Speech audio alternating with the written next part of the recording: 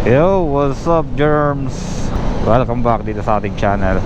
Ayan, time check natin 6:50 ng gabi. So, oras na para magsundo ulit kay Cheryl My Loves.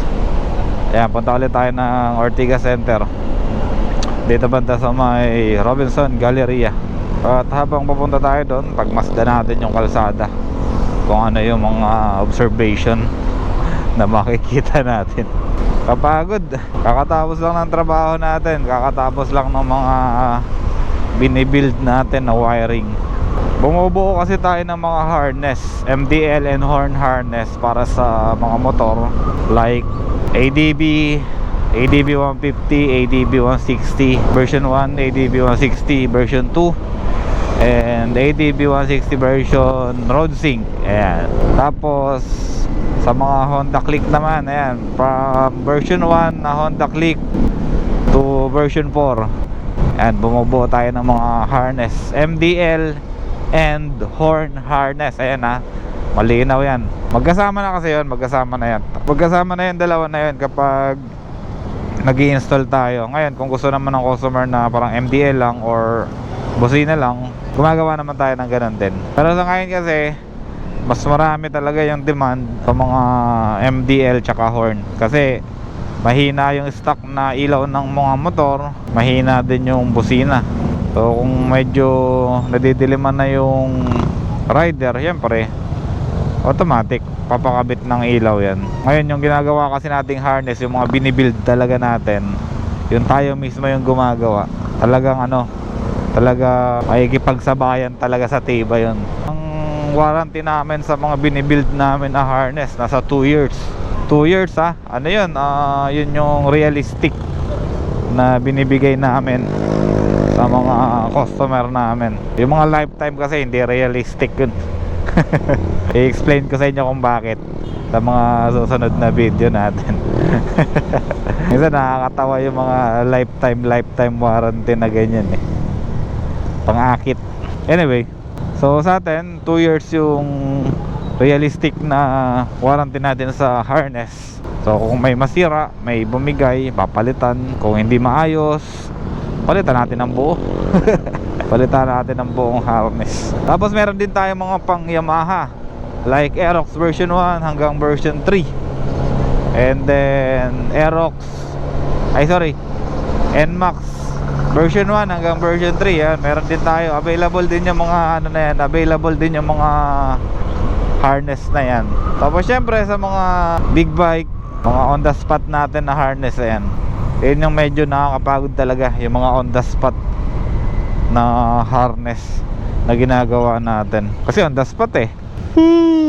Unlike nitong mga ginagawa natin ngayon, talagang mga for preparation na lang yun, kumbaga pang stock na lang natin sa mga gaya niyan, NMAX, Aerox, ADB, Click, at kung ano-ano pang mga motor. Marami na kami nagawang mga harness, kaya kung mga magpapakabit kayo, mag-PM lang kayo dito sa page namin sa JR Motorworks para syempre bigyan namin kayo ng schedule kung kailan kayo pwede pumunta para priority natin yung mga motor ninyo. Maasahan nyo naman pag kinabitan natin ng harness yung mga motor ninyo, eh talagang malinis yan, maganda, tsaka matibay. Tapos doon nga pala sa mga naghahanap ng mga aftermarket na switch like yung Daytona tsaka Ayoto, ayun, available yan dito sa shop. Mag-PM lang kayo, tapos kung makukuha nyo yung modified na, yung mga plug and play na, yung hindi na kayo mag-wiring sa motor ninyo. Medyo komplikado kasi yung wiring ng mga handle switch kagaya ng Ayoto tsaka Daytona. Ang magiging result kasi kapag hindi plug and play yung nabili nyo, magiging madumi, magiging makalat, tapos hindi safe yung wiring dun sa loob, kasi dugtong-dugtong kasi yung ginagawa ng halos karamihan na nag-i-install ng gantong switch. Kagaya lang nung ano ba yan, yung dati, yung mga sikat dati na mga handle switch, yung domino handle switch, yung may mga ilaw-ilaw pa, nagiging makalat, nagiging sabog-sabog yung wire sa loob. Although hindi siya nakikita, pero yung Pag magme-maintenance ka kasi ng motor, yung tipong magbabaklas ka nung mga parts sa loob, ang hassle niya gawin. Nai-experience naman namin yan kasi syempre lagi naman tayo gumagawa ng mga motor dyan sa shop. Tapos ang nangyayari kapag ganun kagulo yung wiring sa loob, minsan hindi mo naman inaasahan, hindi mo naman sinasadya na may magalaw ka dun sa mga wire na yon. Pagbalik mo dun sa motor, pagbalik mo ng kaha, pagbalik mo ng ganito, yung mga hindi na gumagana. Alam ko maraming makaka-relate yan sa ganyan, yung mga gumagawa ng motor. Yung tipong hindi mo naman siya ginalaw or hindi naman yun yung part ng trabaho na ginawa mo, pero biglang may nawala, may ganito, may hindi na gumana. Kasi syempre kahit hindi siya kasama dun sa scope ng trabaho, syempre madadaanan mo yun. Pag nadaanan mo yun at medyo hindi maganda yung pagkakahawak mo or bigla mo siyang nahawakan or nahatak, tapos hindi pala maayos yung pagkakadugtong ng mga wire, ayun, doon nangyayari yung mga nagiging lost contact. Kaya maganda pag magpapagawa kayo ng ganon, sa unang-una pa lang dapat intact na yung wiring, dapat maganda na yung wiring. Yung tipong kahit sa iba mo ipagawa yung motor mo, hindi magkakaproblema kasi alam mo na matibay yung pagkakagawa ng wiring. Kung kasi nagkakatalo yan sa mga ganyan, yung mga wiring sa loob. Eto nga yung harness namin, todo effort kami na pagandahin yan. Kahit alam namin na hindi naman yan makikita, nasa loob naman ng motor yan, diba? Hindi naman yan nakikita Hindi naman yan ang tinitingnan kapag may lumalapit sa motor mo. Tinitingnan yung build mo sa panlabas, diba? Pero sa mga susunod na araw, kapag hindi na ako masyadong busy, ipapakita ko sa inyo yung mga ginagawa naming rewiring para malaman nyo kung ano yung sinasabi ko na magulo tsaka maayos na wiring. Yung tipong yung presentable, yung maganda sa mata, yung ganon, yung mga ganon. Kahit hindi siya nakikita, kahit natatakpan siya ng kaha, kahit nasa loob siya ng motor, pinapaganda pa rin namin yan. Inaayos pa rin namin yung takbo ng wire, yung latag ng wire, para satisfied yung gumawa, satisfied din yung nagpagawa. Mahirap kasi yung gagawin mo lang siya tapos alam mong hindi naman nakikita yan, hindi naman mapapansin yan.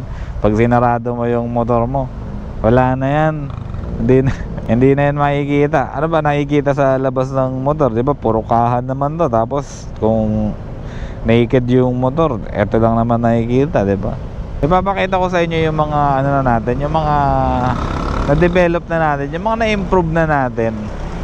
Dito kasi sa motor ko, nandito pa rin yung mga version ng trabaho natin na mga lumang-luma pa.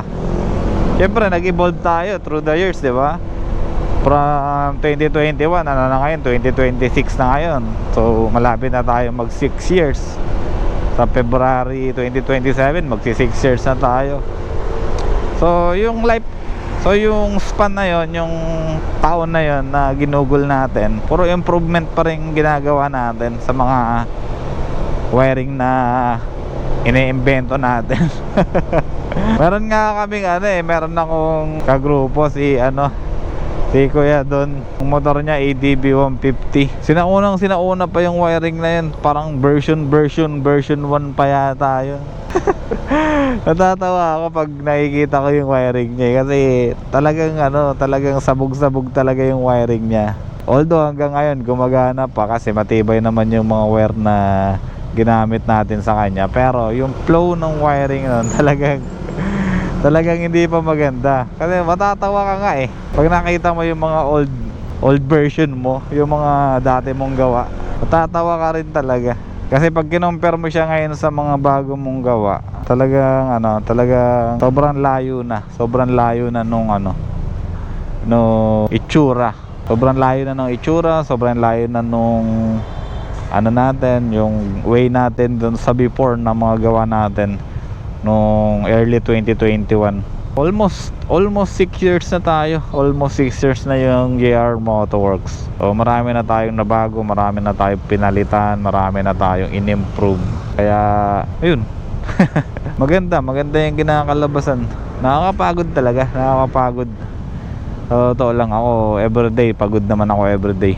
Pero syempre nandiyan pa rin yung talagang eagerness natin na mapaganda pa talaga yung trabaho natin. Hanggang ngayon, nagde-develop pa rin ako ng mga harness talaga na na kaya pa nating pagandahin, kaya pa nating patibayin, kaya pa nating ipaayos. Pati yung speed nung pagtatrabaho, kunwari sa isang motor, yung dating 3 hours na ginagawa natin nung mga early 2024, 2 hours na lang. Ngayon mga 2025, 1.5 hour na lang, diba? Parang mga ganun. So asahan nyo yan, asahan nyo sa mga susunod na natin, sa mga susunod na mga taon natin. Mas pag-iigihan pa natin lalo, mas papagandahin pa natin lalo yung quality nung gawa natin. Kasi yun naman ang importante, sabi ko nga sa inyo, yung mga warranty na lifetime warranty, yan, too good to be true.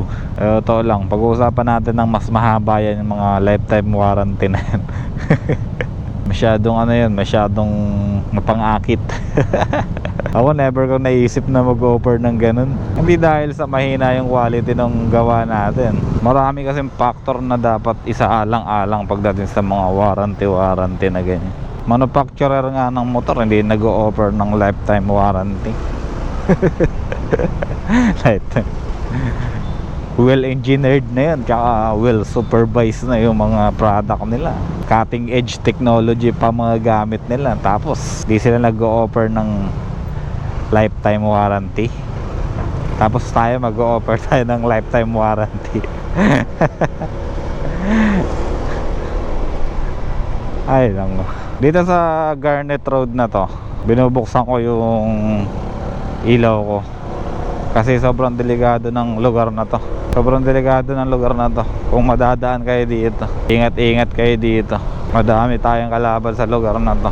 Pagdating natin dito sa stoplight, na tayo, patayin na natin yung ilaw natin. Yan. Hello Brad, andito na ako sa stoplight. Ito yung stoplight dito, yung huling stoplight. Hindi, malapit na. Antayin ko na lang mag-green to, nandiyan na ako. Sige. Bye bye.